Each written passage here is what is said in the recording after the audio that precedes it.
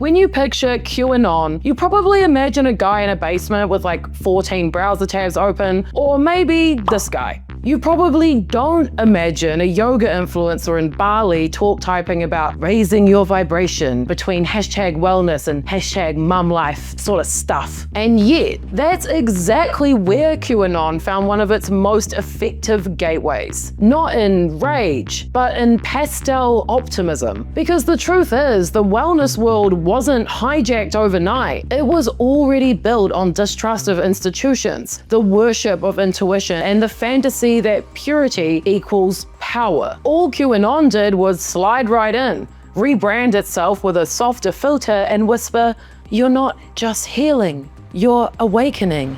The soft revolution. If you've spent any time online in the past few years, you've totally seen this aesthetic. There's like muted pinks, gentle fonts, women in linen pouring matcha in the light. It's the soothing, algorithm-friendly world of wellness. The promise that if you eat clean, breathe very deeply, and stay positive, you can heal yourself. And maybe, by extension, heal the world. But scroll long enough, and that same grid of affirmations and yoga poses starts to blur into something a lot stranger. The captions shift from "protect your peace" to "protect your children." Detox becomes detox from mainstream media. Suddenly, a feed that looked like self-care starts whispering about secret cabals and global plots. That crossover between spiritual self-help and political paranoia is what scholars call conspirituality. It's the fusion of New Age mythicism with conspiracy logic. The idea that hidden elites rule the world and only your personal awakening can defeat them. And this isn't happening just on the fringes. Sociologist Christopher Connor describes it as one of the most surprising spaces for QAnon to appear: wellness, fitness, and yoga instructors. The pandemic only accelerated it. While the world shut down, pastel Instagram opened its arms, and conspiracy walked right in wearing a very stylish linen jumpsuit. The digital path to revelation. Then came 2020. Rough year, a global crisis, mass isolation, collapsing trust in institutions, and of course, infinite scrolling. Wellness culture already encouraged skepticism of doctors and of government guidelines. Listen to your body, do your own research, you know yourself best. QAnon simply remixed those mantras into a political religion. Connor writes that far-right groups exploit the spiritual seeker's desire for meaning in an uncertain world. And that line, honestly, to me, explains everything. People didn't join in on conspiracy theories because they wanted hate. They joined because they wanted hope, a sense that chaos had a purpose and someone, somewhere, was in control. At first, it was immune boosters. Then, Big Pharma doesn't want you healthy, and then global elites are poisoning our children. Each step felt like a spiritual awakening. Italian scholar Giovanni Demaru calls it a semiotic translation, the same archetypes. Light versus darkness, purity versus corruption, but they just got brand new villains. Trust your intuition became trust no one. The language of self-care slid effortlessly into the language of suspicion, of paranoia.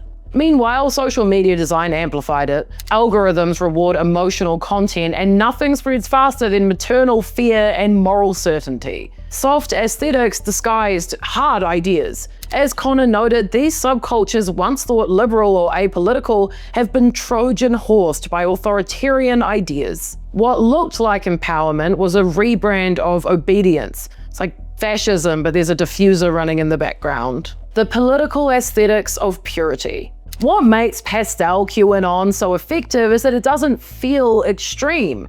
It feels kind. The influencers talk about love and light and intuition and freedom, and all of it sounds really nice. They post softly lit selfies about sovereignty. They tell you they're not political, they're just seeking truth. In Connor's words, this new spirituality strips itself of collective solidarity and becomes deeply rooted in individualism. It really is the ultimate neoliberal fantasy. Liberation without interdependence. Baker called it digital governmentality. People governing others through the rhetoric of care. You don't feel commanded, you feel coached. And then the aesthetic does the rest. Self-made, self-righteous, self-healed. A mirror of the American dream, just spiritualized. Under that dream, what appears to be self-improvement may end up justifying xenophobic ideas, pseudoscience, or outright extremism. I think we can say that has in fact happened.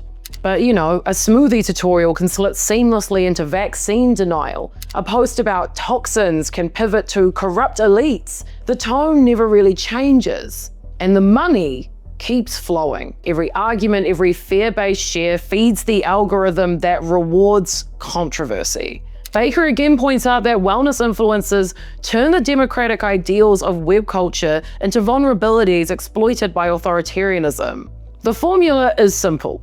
Engagement equals attention. Attention equals revenue. Fear equals engagement. And so on and so forth. The result is a closed feedback loop where anxiety sells empowerment and empowerment sells anxiety right back. As Lord once said, it's just self-defense until you're building a weapon. By 2021, the fusion was complete. Anti-vaccine rallies looked like wellness retreats, like crystals and drumming circles and freedom for our children and like white people with dreads. You know what I mean? For my fellow Kiwis, you will remember the scenes at Parliament in 2022. There was dancing, there was hippies, there was even a marriage. We made the decision to get wed with no masks and no social distancing. Well, you know, before they started setting things on fire, throwing poop at people, spitting on journalists, someone yelled at my mom. Journalists at NBC News and The Guardian described these wellness-type people as the new face of the far right, spiritual and serene. The Canadian Centre for Policy Alternatives traced how whiteness and purity run through the wellness industry, from clean eating to vibrational alignment. What looks like health often reproduces old hierarchies, the body as a moral frontier, purity as privilege. The Perspective Journal argues that this isn't accidental. The collapse of social safety nets pushed women, especially mothers, into wellness spaces that promised control in a really chaotic world. When public care fails, private spirituality steps in, and then platforms monetize the fallout. Connor distilled this dynamic like this: authoritarian spirituality offers belonging without responsibility, purpose without empathy. The aesthetic definitely softens the ideology, but the power structure is ancient. A charismatic leader, a chosen community, and an invisible enemy. So the next time you see a post that says raise your vibration, maybe ask whose frequency it's tuned into. If you like deep dives into how our culture got weird, soft, and accidentally extremist, hit subscribe. I promise I'll keep explaining the internet to you so you don't have to join a cult just to understand what's going on. Bye!